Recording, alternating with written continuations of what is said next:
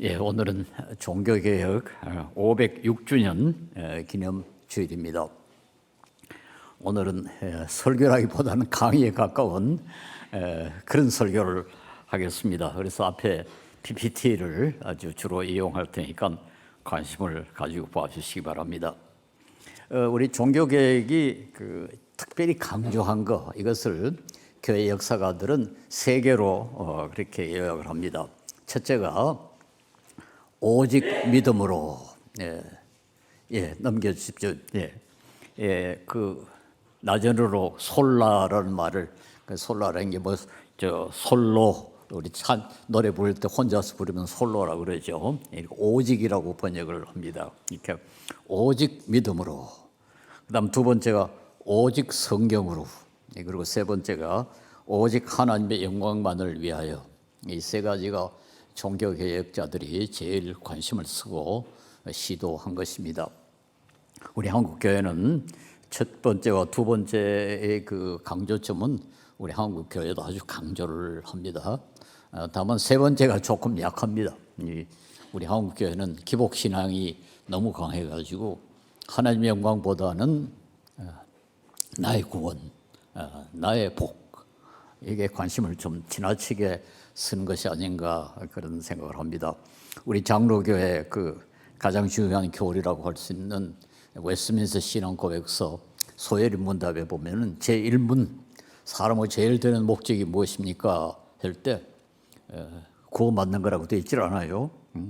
하나님을 즐거워하고 영원히 하나님을 영화롭게 하고 영원히 그를 즐겁게 하는 것, 그것이 사람의 제일 되는 목적이다 이렇게 되는데, 종교개혁 때는 사실 그 전에 천주교에서 이 교회의 이익이라든가 교황의 명예라든가 이런 것도 중요하고, 또 교회의 칙령이라든가 교회 전통 같은 것이 중요하고, 그런 것들 다 물리치고 오직 믿음으로, 오직 성경으로, 그리고 오직 하나님의 영광만을 위하여, 이 세 가지를 목표로 그렇게 활동을 했습니다.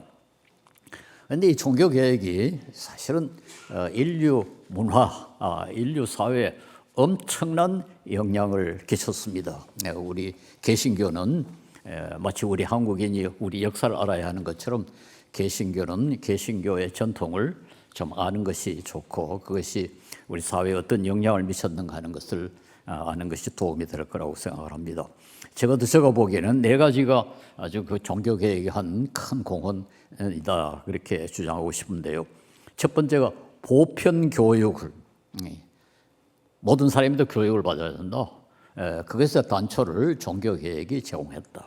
두 번째로 과학과 과학기술의 출현 그리고 발전에 크게 공헌했다. 그런 것이 가능하도록 한 세관을 형성했다 이렇게 말할 수 있고, 그와 못지않게 중요한 것이 기본 자본주의, 민주주의 기본을 종교개혁이 제시를 했다. 그리고 마지막으로 자본주의 확산, 그리고 자본주의가 건강하게 발전하게 하는데 종교개혁이 아주 중요한 시사점을 주고 있다, 그렇게 말할 수 있습니다. 이 네 가지는 참 역설적이게도 종교개혁자들이 의도적으로 노력한 게 아니에요. 나는 과학기술을 발전시켜야 되겠다, 무슨 민주주의를 공고히 해야 되겠다, 그런 목적으로 활동한 것은 전혀 아닙니다.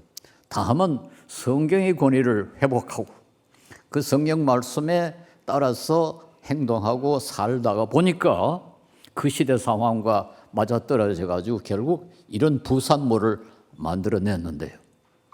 저는 이것도 하나님의 섭리 가운데 들어있다 그렇게 믿습니다. 네덜란드의 신학자 벨코프라는 분은 성령은 성경에만 역사하신 것이 아니고 개인의 개종이라든가 개인의 그 영성에도만 작용하는 것이 아니라 역사를 통해서도 역사하신다 그렇게 주장했는데, 저는 바로 이것이 성령의 역사적 역사라 그렇게 말할 수 있다고 봅니다. 이것을 간단하게 설명을 해보겠습니다. 우선 종교개혁이 어떻게 해서 보편 교육에 도움을 주었느냐? 그것은 루터나 칼뱅은 모든 사람은 구원을 받아야 된다. 그러려면 모든 사람은 성경을 읽어야 된다. 그렇게 생각했어요. 그런데 그 시대 성경은 라틴어로 되어 있었습니다. 천주교에서 라틴어 성경, 불가트라는 라틴어 성경을 정경으로 생각했고, 라틴어는 그때 이미 죽은 언어입니다. 즉 아무도 사용하지 않았고 다만 책에만 있는 그런 언어이기 때문에 일반인들은 라틴어를 알지 못했습니다. 다만 귀족들과 돈 있는 사람만 라틴어를 알았기 때문에 이분들은 학교에 가서 라틴어를 배워가지고 성경을 읽을 수 있었지만은 일반 시민들은 전혀 성경을 못 읽었어요. 그런데 루터는 이래서는 안 된다. 모든 사람이 다 성경을 읽어야 된다. 그렇게 하기 위해서 그는 성경을 독일어로 처음으로 번역을 했습니다. 그것이 어떤 의미에서는 독일 문화의 시작이다. 그렇게 말할 수 있어요. 6년 전에 종교개혁 500주년에 독일 어떤 학자가 책을 썼는데요. 도이치란트, 루터란트. 책 이름이 그렇습니다. 독일, 그 루터의 나라. 그 책에 의하면은 오늘의 독일은 사실 루터가 만든 거나 다름없다. 그런 내용이었어요. 현재 독일인들은 대부분 그걸 의식하지 못하고 있습니다. 그런데 그 어떤 뉴스에 보니까 독일 사람들이 그 책을 읽고 정말 그러네. 정말 독일이라는 것은 루터에서 만들어졌구나. 그렇게 반응을 보였다는 말을 들었습니다. 그만큼 이 성경 번역이라든가 루터의 활동이 오늘의 유럽을 만드는 데 아주 크게 공헌을 했고, 특별히 교육 강조, 이것이 아주 중요한 역할을 했습니다. 그래서 그 루터의 동역자였던 멜랑크톤이나 부겐하겐은 학교에서 읽기, 쓰기, 수학, 종교 과목을 독일어로 가르치기 시작했어요. 그전에는 학교의 모든 수업이 다 라틴어로 되어 있었습니다. 그러니까 일반 시민들은 학교에 갈 수도 없었죠. 그런데 이 종교개혁자들이 독일어로 교육을 하기 시작했고, 일반 시민들도 교육을 받기 시작했고, 그리고 1524년에 루터는 독일의 시장들과 시의원들에게 편지를 보내가지고 일반적으로 교육을 시키는 것이 영적으로도 경제적으로도 정치적으로도 많은 이익을 준다. 그렇게 편지를 썼어요. 그래서 그것이 오늘 교육 확산에 아주 크게 공헌을 했고, 그것이 여러분 오늘 모든 선진국이 다 개신교 국가들이다 하는 것에 근원이 되어 있습니다. 교육만큼 중요한 것이 없지 않습니까? 지금 우리 한국이 뭐 때문에 이만큼 발전했습니까? 자원이 있습니까? 자본이 있었습니까? 오직 교육 때문에 이만큼 발전했고요. 한 가지 여기 부언하고 싶은 것은, 제가 요즘 이 교육 선교에 관심을 가지고 활동을 합니다만은, 전 세계에서 선교사들이 한국에서만큼 기독교 학교를 많이 세운 나라가 없어요. 약 800개의 기독교 학교를 세웠다는 기록이 있습니다. 놀라운 숫자입니다. 세계 어느 나라에도 선교사들이 이렇게 학교를 세우지 않았는데요. 만약에 우리나라에 이화여대라든가 연세대학이라든가 숭실대학, 배재대학 이런 대학들이 없었으면 우리나라가 이만큼 발전했겠습니까? 이 학교들의 공헌이 엄청나게 큰데요. 이것들은 모두 선교사들이 세운 학교들입니다. 왜 우리나라에는 선교사들이 이렇게 세웠을까? 하나님의 섭리 가운데서 미국은 한국에 식민지 야심이 없었습니다. 그러니까 한국인을 아무리 양성해도 그게 미국에게 손해볼 게 아무것도 없어요. 그러나 영국이 만약에 인도에 기독교 학교를 세워가지고 사람을 교육시키면은 그 사람들이 교육을 받아가지고 똑똑해져서 반식민지 운동을 할 것이거든요. 그러니까 의도적으로 그 나라 사람들에게 교육을 시키지 않았습니다. 근데 우리나라만 선교사들이 식민지 지배에 대한 관심이 없었기 때문에 학교를 세우지 않았어요. 지금 서울대학교 전신 경성제국대학이라는 대학이 있었는데요. 그 일본 사람이 한국인 교육을 위해서 세운 게 아닙니다. 우리나라의 식민지 지배하기 위해서 와 있던 일본 관리들, 또 한국을 착취하기 위해서 와 있던 일본 사람들의 자녀 대학 교육을 위해서 세운 게 지금 경성제국대학입니다. 다른 나라는 다 그렇게 돼 있어요. 그래서 우리는 이 문제에 대해서 정말 감사할 줄 알아야 되고, 그래서 제가 앞으로 우리 한국의 선교는 교육 선교라야 된다. 마치 미국의 선교사들이 우리나라에 학교 많이 세운 것처럼 우리도 이제는 단순히 교회만 세울 것이 아니라 학교를 세워야 된다. 그래서 제가 수년간 이 교육 선교 활동을 하고 있습니다.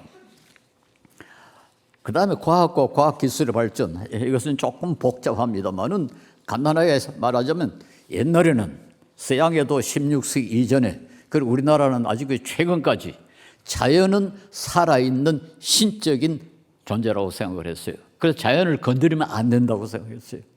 그래서 제가 어릴 때도 시골에서 집을 짓거나 묘를 쓰려면 땅을 파헤쳐야 되지 않습니까? 그러면 평토제라는 제사를 지냈어요. 땅이여 죄송합니다. 그게 평토제죠. 산이라든가 들이라는 게 다 자연이 신적인 것이기 때문에 그걸 건드리면 안 된다. 그러니까 과학에 서양에서도 실험을 못했어요. 현대적 자연과학은 실험하지 않고는 발달될 수 없습니다. 이론적으로만 가지고는 과학이 발전될 수 없어요. 종교개혁으로 통해 가지고 성경을 읽어보니까 자연은 신적인 것이 아니다. 이건 하나님의 피조물이고 사람들이 얼마든지 지배할 수 있다. 그렇기 때문에 그 종교개혁의 정신에, 성경의 정신에 따라서 실험이 가능해졌고 그 때문에 과학이 발전될 수 있었습니다. 이것은 제가 젊을 때 번역했던 책이 하나 있는데요. 근대 과학의 출현과 종교라는 그 네덜란드 학자 호이카스라는 사람이 쓴 책인데요. 제가 이걸 이 서울대학교에 과학사의 최고 전문가로 할 수 있는 김영희 교수와 같이 공력을 했습니다. 그분은 기독교인도 아닙니다. 그런데도 불구하고 이 책이 과학 발전에 가장 중요한 그 과정을 기록하고 있다. 그렇게 해서 거기에 이제 기독교 용어가 많이 나오기 때문에 저보고 같이 번역하자. 그래서 같이 번역을 했습니다. 이 책을 읽어보면은 종교 개혁이 없었더라면은 현대 과학은 불가능하다 하는 것이 아주 분명하게 드러나 있고, 최근에 미국의 역사학자 윌리엄 화이트 주니어라는 사람은 오늘 환경 오염은 기독교 때문이다 그렇게 주장을 했는데, 그 이유는 뭔가 하니까 기독교 때문에 자연과학이 발전될 수 있었고, 자연과학이 발전될 수 있었기 때문에 공학이 발전됐고, 그 기술 때문에 오늘 환경 오염이 생겼다. 그러니까 근본적으로 책임을 기독교가 져라 그렇게 주장하게 된 겁니다. 여러분, 이게 얼마나 중요한 건지 모릅니다. 그리고 그때부터 역사를 보는 눈이 달라졌습니다. 16세기 이전의 서양 그리고 우리나라의 최근까지는 역사를 어떻게 봤는가 하니까 과거에 황금기가 있었다. 과거가 훨씬 훌륭했다. 우리 동양에서 이걸 요순지 성대라고 합니다. 연임금과 숭조 때, 그 순임금 때가 가장 이상적인 사회라 그렇게 생각했고, 심지어 이율곡조차도 준나라 그 주공 이전의 역사는 치세국, 즉 질서가 잡혔던 사회고, 주공 이후는 난세라 엉망인 시대가 됐다. 과거가 위대했다. 이것이 동양과 서양의 공통되는 역사관입니다. 이것을 우리는 과거지향적 역사관이라고 합니다. 근데 16세기부터 비로소 종교개혁 이후에 미래지향적 세계관이라는 것이 생겼고, 소위 진보라는 것이 가능하다. 프로그레스. 이 용어가 사실은 16세기 이후에 중요하게 됐습니다. 과거에는 진보라는 것이 가능하지 않다고 생각했어요. 역사가 흐르면 흐를수록 후퇴한다. 그렇게 주장을 했습니다. 이것은 이미 5세기에 우리 기독교 위대한 학자 어구스티누스가 기독교에서만 프로그레소스, 진보가 가능하다 그렇게 주장을 했는데, 이것이 일반적인 역사관이 된 것은 종교개혁 이후에 가능했습니다. 그러므로 오늘 자연과학과 과학기술의 발전은 종교개혁 때문에 가능했다. 아주 자신 있게 말할 수가 있습니다. 그 다음에 아주 중요한 것이 민주주의입니다. 민주주의.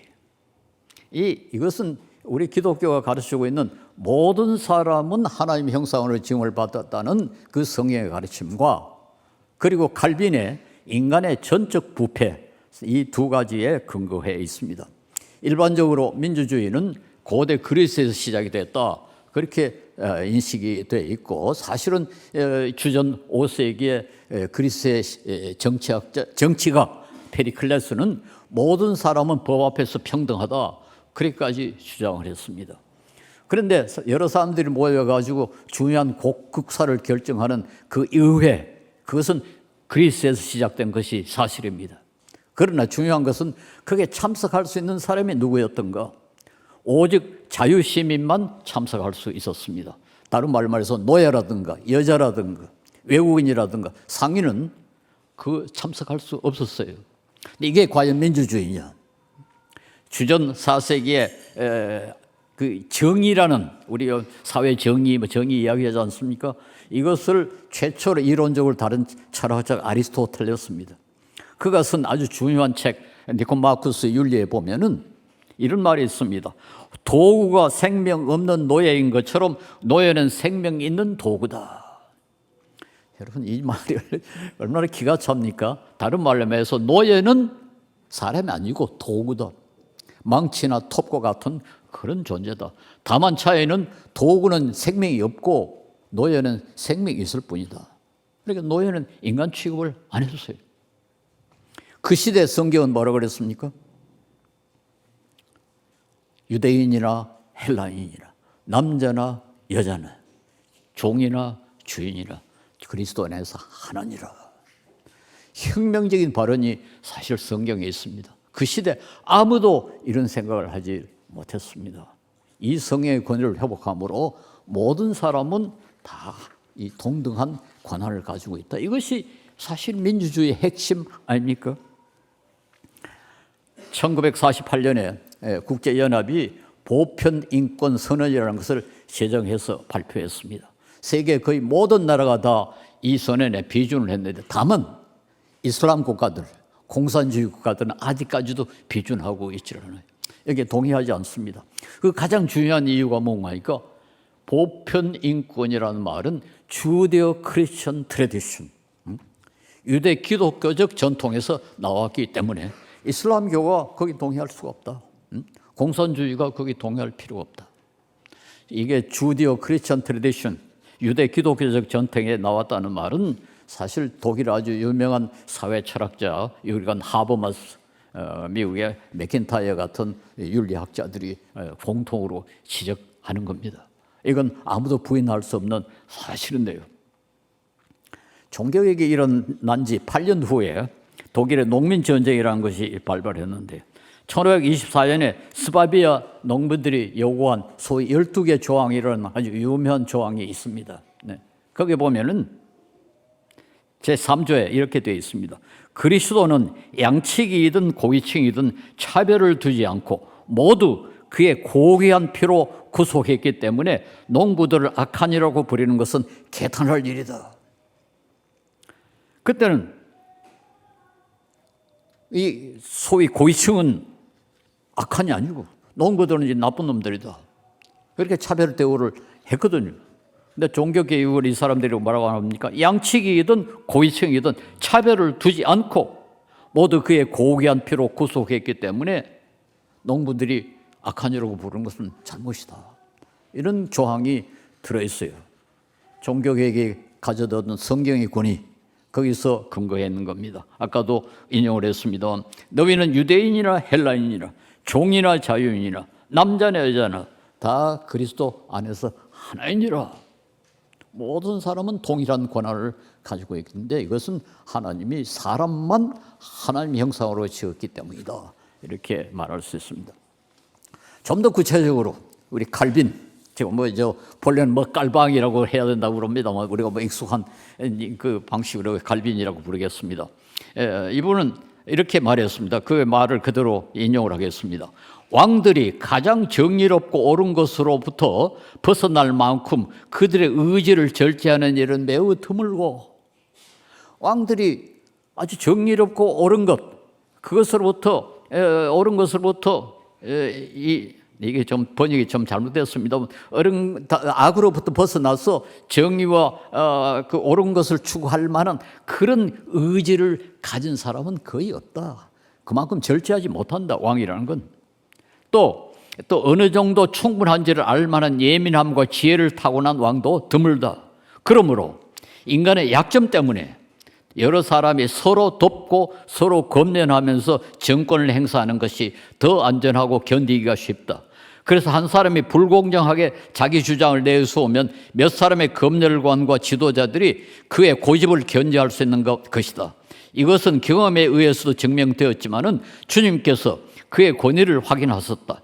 주님은 이스라엘 사람들로 가장 좋은 상황에서 살 수 있게 하시려고 그들에게 민주주의에 근접하는 귀족주의를 제정하신 것이다.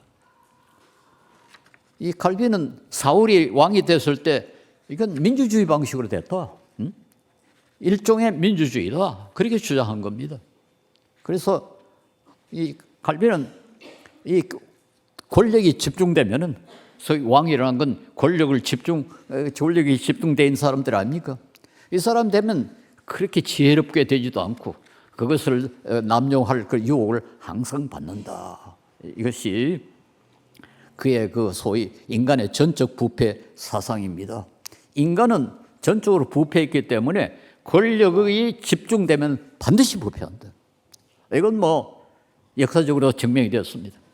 권력이 집중돼서 부패 안 하는 그런 독재자는 역사상 있어 본 일이 없습니다. 그러므로 민주주의가 가장 좋은 제도다. 그렇게 본 겁니다. 지상의 왕들은 하나님의 힘에 반항하면, 왕이 만약에 하나님의 힘에 반하면 그들의 권력을 내려오는 것은 다름없다. 인간의 하나로 개선될 수조차도 없다.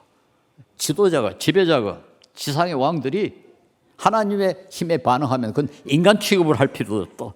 그건 아주 극단적으로 말합니다. 우리는 그들에게 순종하기보다는 오히려 그들의 머리에 침을 뱉어야 할 것이다. 이거 좀 심하죠. 그 시대는 좀 사람들이 입이 좀 걸었습니다. 그래가지고 이런 욕도 많이 했는데요. 어쨌든 왕에게 침을 뱉어야 된다. 이건요, 그때는 왕권 신수설이 지배하던 시대입니다. 왕의 권한은 하나님이 주신 거다. 그게 일반적이었을 때 이 칼빈은 그들에게 침을 뱉어야 한다. 제대로 안 하면 침을 뱉어야 한다. 인간이란 건 별 수 없다. 그야 왕이든 독재자든 상관없다. 이건 바로 액턴이 말한 모든 힘은 부패하고 모든 절대적인 힘은 절대적으로 부패한다. 그 말이 그대로 여기에 적용이 된 거고 그야말로 칼빈의 아주 중요한 그 가르침입니다. 그래서 민주주의가 뭐 때문에 좋으냐? 다수의 의견이 소수의 의견보다 좋아서 민주주의가 좋은 건 아닙니다. 실제로 전문가의 소수 전문가 의견이 다수의 민중들보다 훨씬 나아요. 지금 뭐 국민들이 바보 같은 결정을 얼마든지 하지 않습니까? 지금 전 세계에서 바보 같은 결정을 해가지고 나라가 망한 나라가 좀 한둘이 아닙니다. 오히려 뛰어난 전문가들의 의견이 좋죠. 그런데도 불구하고, 그런데도 이렇게 지금 민주주의가 좋은 이유는 권력의 집중을 막기 때문에 그렇습니다. 민주주의의 핵심은 상권 분립, 권력의 분산에 있고 권력을 분산해야 부패하지 않는다. 그래서 제가 지금 우리나라 국회의원들 서로 갈라져서 싸우는 게 화가 너무 납니다만 그러나 싸우는 게 얼마나 감사한지요. 북한, 중국, 러시아 못 싸웁니다. 못 싸웁니다. 그러니까 그 나라들은 다 부패해 있잖아요. 여러분 부패 막는 데는 민주주의 방법에는 도저히 다른 방법이 없습니다. 그러므로 우리 한국도 과거에 엄청나게 부패했지만은 그러나 이만큼이라도 된 것은 민주화된 이후에 민주주의 때문에 이만큼이라도 부패가 줄어들었다는 사실을 알 필요가 있고요. 이건 사실 칼빈의 인간의 전적 부패 사상에 근거해 있습니다. 그러므로 우리 그리스도인들은 힘의 집중은 어떤 종류의 것이라도 반드시 부패를 가져온다 하는 사실을 우리가 감안하고 교회도 가능한 한 민주적으로 운영되려고 노력을 해야 됩니다. 그래서 가능한 한 모든 사람이 다 참여하고 의견을 내가지고 힘의 이 집중을 막는 것이 교회의 부패를 막는 아주 좋은 방법이라 그렇게 말할 수 있습니다. 그리고 개인의 인권을 특별히 우리는 존중해야 됩니다. 이 부패하게 되면 반드시 약자가 먼저 피해자가 됩니다.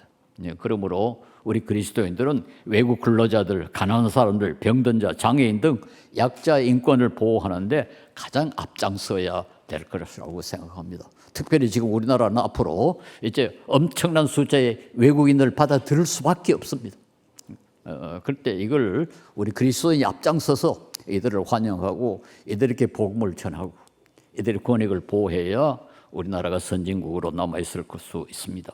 셋째로 우리 민주주의가 비록 가장 이상적인 정치 제도는 아니지만 그러나 인간이 개발한 정치 제도 가운데는 가장 훌륭합니다. 그러므로 이를 우리 그리스도인들이 앞장서서 지켜야 됩니다. 왜냐하니까 지금 민주주의가 위기를 맞고 있으니까요.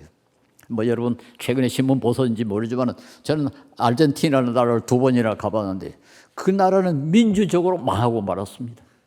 금년에 인플레가 138%.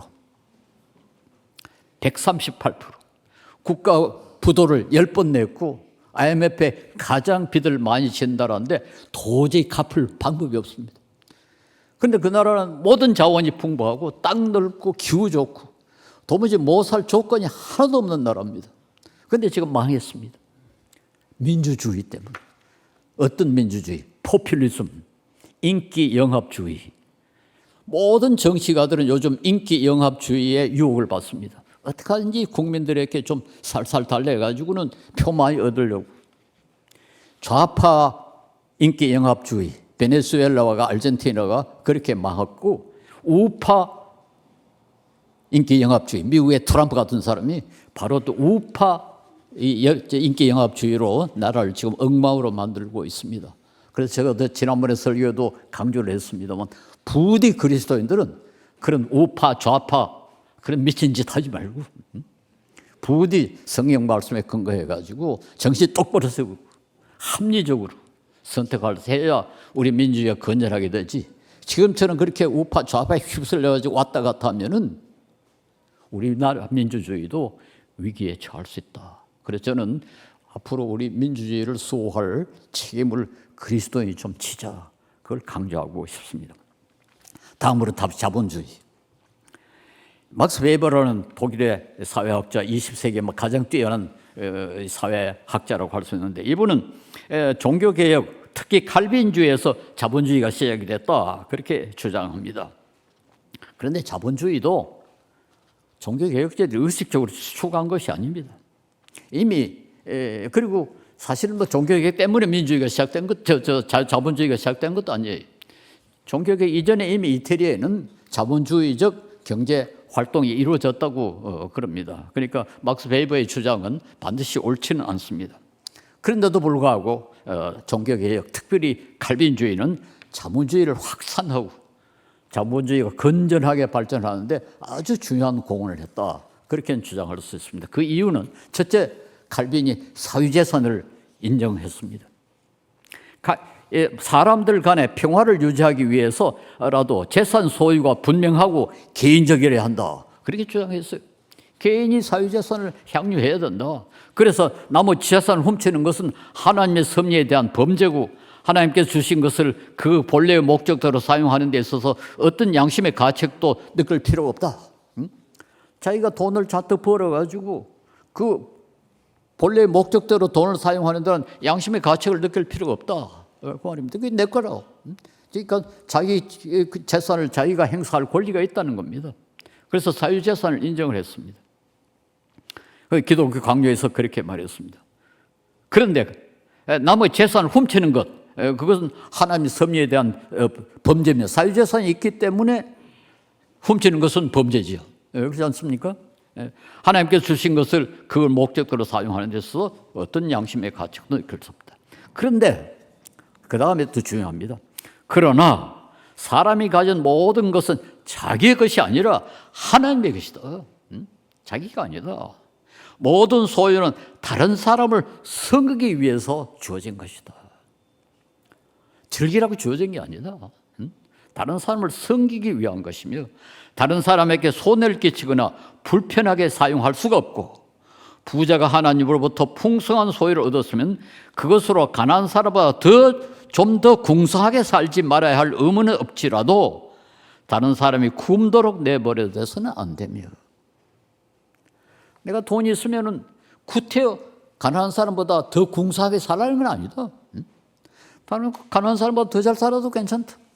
그러나 옆에 다른 사람이 굶는데도 그대로 두는 것은 안 된다. 그대로 두면 안 된다. 얼마나 멋진 주장입니까? 다른 사람의 것으로 자신의 부를 축적해서도 안 된다. 하나님께서 부자에게 재산을 허락한 것은 아주 중요한 포인트입니다. 가난한 사람의 종이 되기 위함이다. 하나님이 어떤 사람을 부자로 만든 것은 가난한 사람의 종이 되게 하기 위함이다. 종이 되다는 말이 뭡니까? 섬긴다 이 말이에요. 가난한 사람을 섬기라고 하나님이 어떤 사람을 부자로 만드셨다. 하나님께서 부자와 빈자로 같이 살게 한 것은 그들이 같이 만나서 교제하며 부자는 주고 빈자는 받도록 하기 위함이다. 참 기가 차는 말 아닙니까? 왜 부자와 가난한 자를 이 세상에 같이 뒀냐? 부자는 주고 가난한 사람은 받도록 하기 위해서. 그러니까 이게 천민자보주의하고는 아주 다르죠. 네. 그리고 그는 그 이자를 허용했습니다. 이자. 이게 자본주의 아주 핵심이죠. 이자는 게 뭡니까? 결국 돈이 돈을 버는 거 아닙니까? 그건 안 되거든요. 옛날에는 모든 가치는 이익은 노동을 통해서 와야지 돈이 돈을 벌어가지고는 안 된다. 그래서 구약 성경에는 이자를 금했습니다. 그리고 종교개혁 이전에 천주교에서도 이자를 금했습니다. 다만 유대인들만 돈놀이를 했어요. 그래가지고 유대인들이 미움을 받아서 소위 반유대 정서가 유럽에 판을 치게 된 겁니다. 셰익스피어의 베니스 상인의 그 아주 유명한 상인 있잖아요.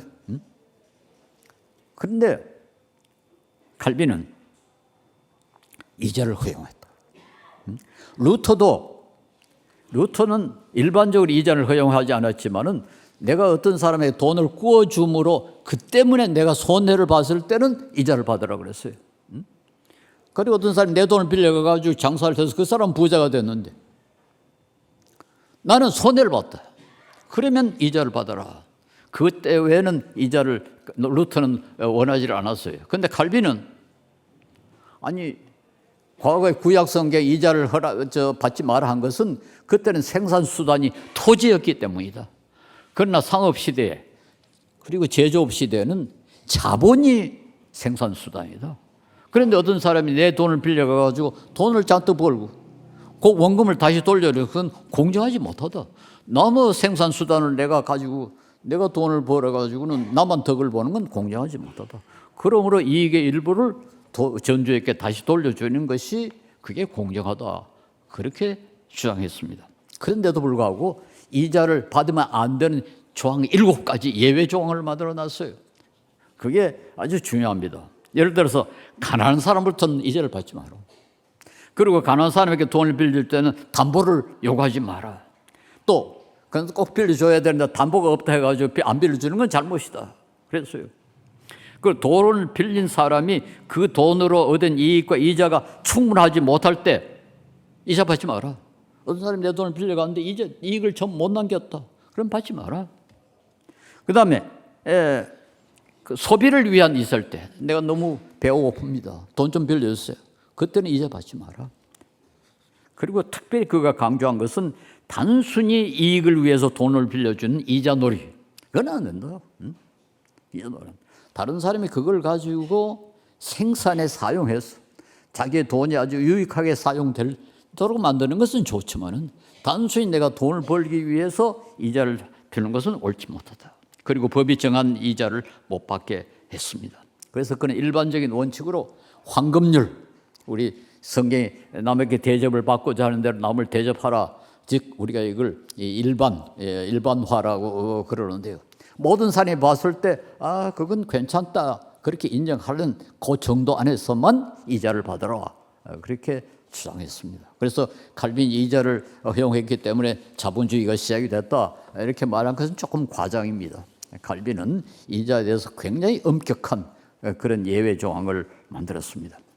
그는 말하기를 돈은 물이 높은 데서 낮은 데로 흘러가듯 가진 자로부터 갖지 못한 자에게 자연스럽게 흘려야 된다. 물은 높은 것은 낮은 곳으로 흐르는 것처럼 사회에서도 돈은 부자로부터 가난한 사람에게 흐르는 것이 옳다 그랬습니다. 그는 루터와 함께 농업을 중요하게 생각했지만은 그러나 상업에 대해서 칼빈은 매우 긍정적으로 생각했습니다. 그 시대에 칼빈만큼 이 상업에 대해서 긍정적으로 생각한 사람은 없었습니다. 그런데도 불구하고 그는 투기는 안 된다. 독점은 안 된다. 시장 조작은 안 된다. 부정직한 상행위는 심하게 비판을 했습니다. 그런 것이야말로 인간 사회를 와해시키는 것과 치며 하나님과 인류 연대성을 파괴하는 아주 악이다. 이렇게 경고를 했습니다. 그리고 칼빈은 노동을 특별히 강조했습니다. 뭐 칼빈뿐만 아니라 루트도 마찬가지인데요. 칼빈은 무엇보다도 우리가 열심히 일해야 된다. 일하기 싫거든 먹지도 말고. 그리고 일을 하면은 쓸데없는 생각을 하지 않기 때문에 죄를 범하지 않는다. 이제 게으른 사람이 그 쓸데없는 잡생각을 해가지고 죄를 짓는다. 그 말이죠. 아주 중요한 경고입니다. 루터도 일을 해야 되는데 왜 일을 해야 되느냐? 약한 사람을 돕기 위해서 일해야 된다. 약한 사람을 돕기 위해서 일해야 된다. 이게 얼마나 중요한 주장입니까? 그리고 그는 만인 제사장론을 주장을 해가지고 모든 직업은 하나님의 부름이다. 소명. 그 소명이란 건 부름을 받았다 하는 뜻이거든요. 그래서 독일 말로 버루프라는 말은 루프라는 건 부른다는 뜻입니다. 버루프, 직업이라는 말은 곧 소명이다. 하나님이 이거 하라고 명령하신 것이다. 그러니까 길가에서 신을 깁는 사람과 왕은 동일하다. 다 하나님으로부터 직접 받은 거기 때문에 어느 건 더 높고 어느 게 낮은 게 없다. 그렇게 주장해서 그 유명한 일화가 있지 않습니까? 왕이 길을 가다 보니까 어떤 사람이 신을 깁고 있는데 자네 신 그렇게 기우면 안 돼 하고 뭐 잔소리하면 당신은 나라를 다스리는 일을 맡았고 나는 신 깁는 자리를 맡았습니다. 내 일에 간섭하지 마세요. 응? 또 투닥했다. 이게 우리 그 개신교의 윤리입니다. 그래서 이 세상에 직업의 귀천은 없고 누구든지 생산적이고 이 사회에 도움이 되면은 모든 직업은 하나님 앞에서 동등하다. 이것이 루터가 가르친 것입니다. 그리고 칼빈은 특별히 노동자의 권익을 보호하기 위해서 임금 책정에 필요하면은 법적 개입을 해야 된다. 그리고 단체 협약을 통한 노동 개혁도 옹호를 했습니다. 기업가가 이익을 남기거나 노동자가 임금을 받는 것은 모두 자신들의 공헌 때문이 아니라 하나님의 선물이다. 기업가가 기업을 다해서 돈을 번 것도 하나님의 선물이고 노동자가 노동해서 임금을 받는 것도 하나님의 선물이다. 주인이 노동자의 임금을 속이거나 시장을 조작하여 근로자들의 생활 수준 이하로 임금을 주는 것은 도둑질이다. 도둑질이다. 무서운 말이죠. 도둑질이다. 그리고 종교 이 자본주의 관계 금욕 특별히 이제 그 막스 베이버 아까 언급했던 그 사회학자 베버는 종교 개혁자들은 특별히 청교도들은 세계 내적 금욕을 실천했다 그렇게 주장합니다. 아주 유명한 표현입니다. 금욕이란 말 독일 말로 아스케이제 금욕 절제 정도가 아니고 아주 금욕을 했다. 왜 이걸 세계 내적이라고 그러는 거 하니까 천주교의 그 신부들이나 불교의 성녀들은 절이나 수도원에 즉 세상을 떠나서 소위 출교해가지고 출가했어가지고 금욕을 했지만은 종교개혁가들, 종교개혁 신자들은 시장 한가운데서 금욕을 했다. 이게 아주 중요합니다. 돈을 열심히 벌면서 자기들은 사치하지 않았다. 금욕을 했다. 절제했다. 이게 저는 우리 한국 그리스도인이 좀 배워야 된다고 생각합니다. 지금은 과거 어느 때보다도 전략하고 절제할 그런 시대가 됐습니다. 사실 이 종교개혁의 이 정신은 유럽에는 아주 강하게 남아 있습니다. 저는 네덜란드 나라에서 근 10년을 살았기 때문에 제가 지금 깍쟁이처럼 뭐 한국의 유명한 노랭이가 된 것은 거기서 받은 훈련 때문에 그렇습니다. 제가 한 가지 예를 들겠습니다. 제가 네덜란드 처음에 가서 그 화란 친구와 둘이서 식당에 식사를 하는데요. 그 나라 식사를 하는 게 지도회의 맛이 없죠. 그 유럽, 북유럽 음식은 일부러 맛없이 만듭니다. 재주가 없어서가 아니고 일부러 맛없게 만들어야 많이 안 먹는다. 그게 뭐 아주 노골적으로 그렇게 이야기하고 있습니다. 아주 맛없는 그런 음식을 먹는데 제가 이제 너무 많이 들었어요. 가서 자기가 이제 이렇게 퍼가지고 먹는데 제가 좀 먹을 것보다 더 많이 퍼가지고 먹었어요. 근데 부족하면 얼마나 다시 가서 돈 한 번만 내고 또 더 먹을 수 있습니다. 근데 내가 음식을 못 먹고 다 못 먹고 남기니까 내 친구가 옆에서 보더니 뭐 하더니 근데 먹겠다. 내가 먹던 걸 자기가 가져서 먹는 거예요. 얼마든지 거기 가서 서로 받아올 수 있는데도 그 사람은 뭐 자기 먹을 거 다 먹었죠. 그러나 남은 것, 그 버리는 것을 도저히 못 봅니다. 그게 바로 이 금욕 정신의 연장입니다. 세계에서 그렇게 짠 사람들은 없습니다. 그런데 그 나라 경제가 엉망이 돼야 되지 않겠습니까? 제가 이거 전략을 강조하면 경제하는 사람들 늘 그럽니다. 소비가 미덕이야. 소비를 해야 돈이 돌고 돈이 돌아야 자본주의가 경제가 돌아가는 거 아니냐? 그럼 제가 항상 묻습니다. 지독한 노랭이들이 사는 독일과 네덜란드는 왜 그렇게 잘 살죠? 응? 네덜란드 지금 우리보다 개인당 소득이 거의 배입니다. 응? 배나 잘 살고 있습니다. 어떻게 그렇게 짠데도 그럴까요? 아무도 대답을 못해. 여기 경제학자들 계시는지 모르지만 내가 물어본 경제학자들 어느 누구도 그 설명을 못한다. 잘 모르겠어요. 전 경제학을 모르니까 큰 소리를 못 치겠습니다만 내한테 속 시원하게 대답해 주는 사람 없어요. 모든 것이 그렇게 짭니다. 그렇게 철저하게 절제하는데 저는 돈 벌기 위해서 적절하는 게 아닙니다. 제가 절제를 해보니까 돈은 벌어져요. 제가 부자가 되지 않습니까? 제가 무슨 투기를 했습니까? 증권을 했습니까? 저는 전략해가지고 부자가 됐습니다. 그런데 제가 전략하는 이유는 환경 때문에 그렇습니다. 모든 소비는 환경을 오염시키고 오염된 환경은 모든 사람을 병들게 하고 특별히 가난한 사람을 더 병들게 합니다.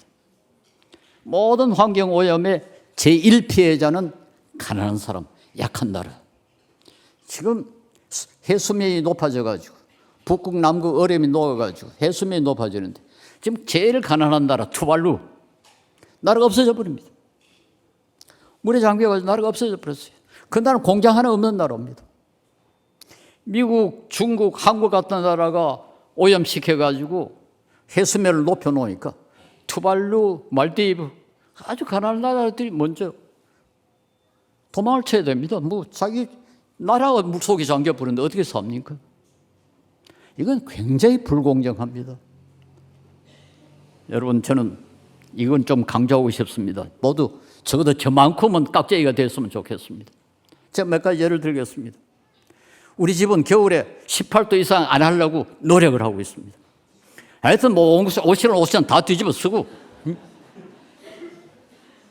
여름에 에어컨 안 틀려고 지난 여름에도 꽤 더웠습니다만 우리는 10시간 이상도 안 쓴 것 같아요. 온 여름 내내 참습니다. 참아요. 겨울에 물이 너무 차서 이 물을 처음에 좀 그 찬물 내보내고 더운 물이 나오도록 틀어야 되지 않습니까? 우리는 큰 통을 하나 밑에 놓고 그 물을 처음 받아 놓습니다. 그리고 그걸 변기 뚜껑을 열고 집어 넣습니다. 물 쓸 때 더럽지 않은 물은 다 그 통에 집어 넣습니다. 2번 씁니다. 아껴야 됩니다. 전기 차 돌아다니면서 다 소위 대기 전리 모든 것 다 뽑고 하여튼 저는 텔레비전도 잠시 쉬러 갈 때도 끄고 나갑니다. 텔레비전이고 컴퓨터고 다 끄고 나가고 1kg, 1W라도 적게 쓰자. 한 방울이라도 적게 쓰자. 내가 부자 되기 위해서 아닙니다. 돈 벌기 위해서 안 갑니다. 환경을 위하여. 이게 사랑입니다.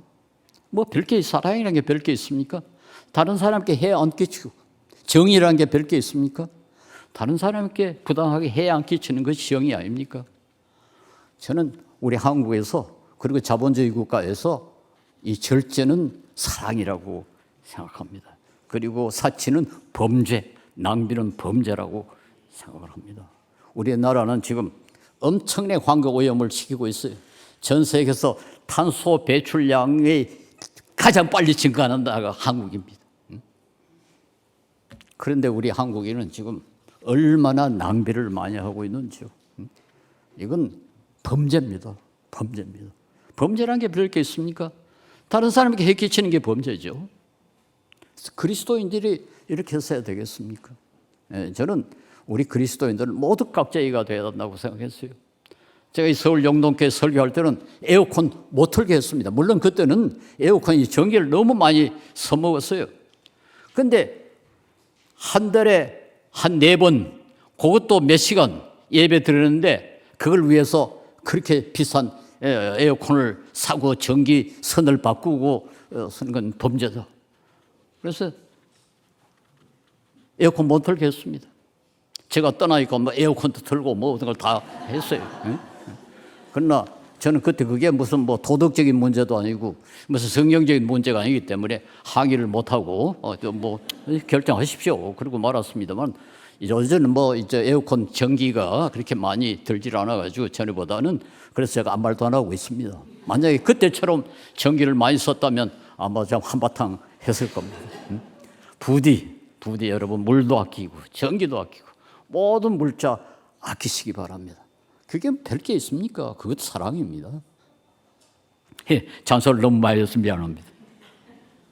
독일의 실학자 월터 그룬트만이라는 분이 이 절제란 단어, 헬라말로 에그크라테이아라는 단어인데요.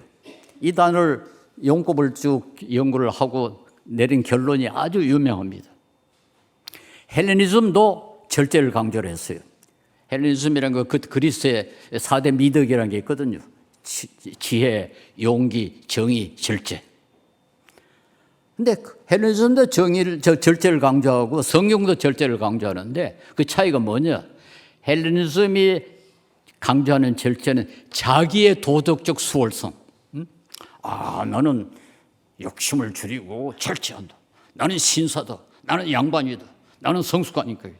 자기의 도덕적 수월성을 위해서 절제한다. 성경이 가르치는 절제는 주의하십시오. 이웃의 이익을 위해서 절제한다. 이웃의 이익을 위해서 절제한다. 여러분, 우리 성경이 얼마나 위대한가. 이런 가르침은 세계 어디에도 없습니다. 어느 종교도, 어느 위대한 사람도 그렇게 가르친 일 없어요. 우리가 왜 절제하느냐? 부자 되기 위해서, 사람들에게 칭찬 듣기 위해서. 제가 아까 뭐 절제 강조하니까 여러분 속으로 야, 손장로 괜찮은 사람이다. 그렇게 생각한다면 그 목적이 어긋납니다. 내가 그따위 것 때문에 절제하지 않습니다. 성경이 가르친다. 이것이 이웃에게 이익이 되기 때문에 절제한다.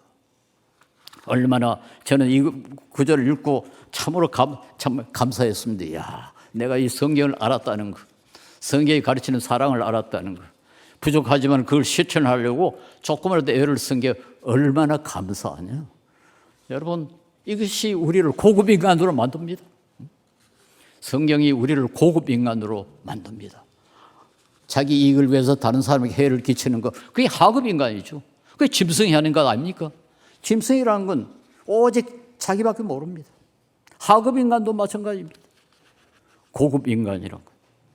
우리 예수님처럼 이웃을 위해서, 다른 사람을 위해서 고통당하고 손을 보고 십자가에 못 박히는, 여러분 이 긍지를 느끼십시오. 우리가 그리스도 안에서 아주 고급 인간이 됐다. 고급 인간이 됐다. 그건 절제가 아주 중요한 요소들입니다. 그래서 이 자본주의가 우리들에게 가르치는 교훈은 경제 활동은 우리 자신과 자신의 이익과 부와 사치를 위한 것이 아니라 사회, 특히 가난한 사람을 돕기 위해서 경제 활동을 한다는 이 사실을 우리가 염두에 두고 열심히 하자.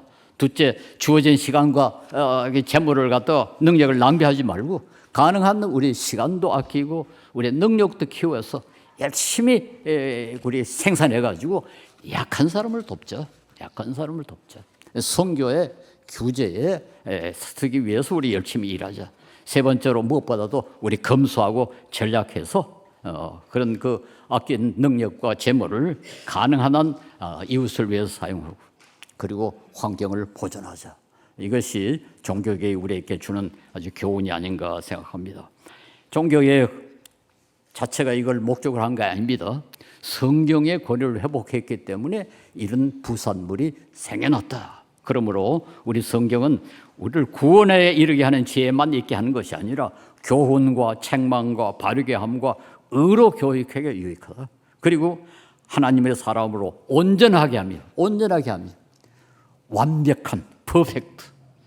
성경은 우리를 완벽한 사람을 만들고 모든 선한 일을 행하는 능력을 갖추게 한다. 선한 능력, 선한 일. 선한 일이 뭐겠습니까? 이웃에게 이익을 주고 이웃에게 해를 끼치지 않는 이런 것이 선한 행위 아니겠습니까? 성경은 우리로 하여금 그렇게 할 능력을 제공한다. 우리 종교개혁이 인류 문화에 이렇게 위대한 공헌을 할 수 있었던 것, 이것이 모두 성경의 권위를 회복했기 때문이다 하는 사실을 우리가 인식하고 우리 성경을 열심히 알 뿐만 아니라 무엇보다도 성경이 가르친 대로 살고 실천하려고. 우리가 아무도 다 부족하죠. 우리가 다 부족합니다만은 그러나 조금이라도 성경 말씀에 좀 더 충실하고 잘 순종하려고 애를 쓰는 그런 그리스도인이 되도록 우리 종교 개혁을 기념하면서 결심하시기를 바랍니다. 기도하겠습니다.